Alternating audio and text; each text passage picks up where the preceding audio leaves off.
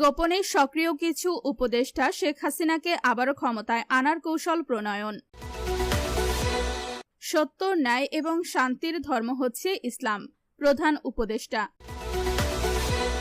এবারে বিস্তারিত। দেশের রাজনীতিতে আবারও বড় ধরনের পরিবর্তনের ইঙ্গিত মিলছে।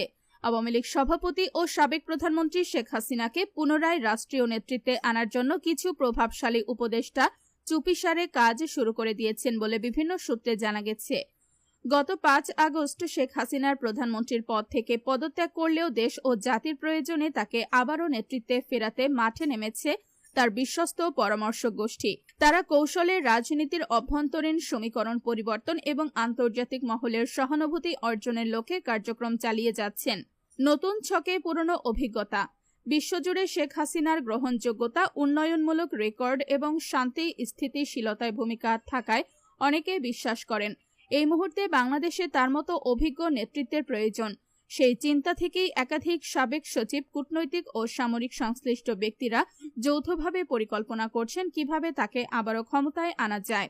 একজন ঘনিষ্ঠ সূত্র জানায়, দেশের স্থিতিশীলতা, বিনিয়োগের পরিবেশ এবং জনগণের আশা পূরণে শেখ হাসিনার মতো নেত্রী ছাড়া বিকল্প নেই। কিছু গুরুত্বপূর্ণ পরামর্শক ইতোমধ্যেই বিদেশি বন্ধু রাষ্ট্রগুলোর সঙ্গে নীরব আলোচনায় বসেছেন।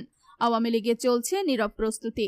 শেখ হাসিনার প্রত্যাবর্তনের সম্ভাবনায় আওয়ামী লীগের ভেতরে আবারও প্রাণচাঞ্চল্য দেখা দিয়েছে।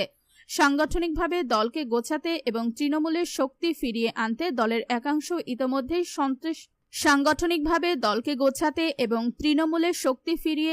দলের একাংশ ইতোমধ্যেই সচেষ্ট হয়ে উঠেছে। নেতাকর্মীরা বলছেন, আমরা জানি নেত্রী ফেরার দিন ঘনিয়ে এসেছে। আমরা প্রস্তুত আছি তাকে আবারও নেতৃত্বে দেখতে। জনগণের আবেগকেও কাজে লাগাতে চায় উপদেষ্টা মহল। শেখ হাসিনার জনপ্রিয়তা এখনো দেশের বড় সম্পদ। গ্রাম থেকে শহর সবখানে সাধারণ মানুষের মধ্যে এখনো তার প্রতি ভালোবাসা ও আস্থা অটুট। সেই আবেগকে ইতিবাচক রাজনৈতিক পরিবর্তনের শক্তিতে রূপ দিতে কাজ করছে উপদেষ্টা মহল। বাংলাদেশের রাজনীতিতে আবারও শেখ হাসিনাকে সামনে এনে একটি স্থিতিশীল ও উন্নয়নমুখী ধারা ফিরিয়ে আনার প্রচেষ্টা এখন শুধু আর গুঞ্জন নয়, বরং এক বাস্তব প্রক্রিয়ার অংশ।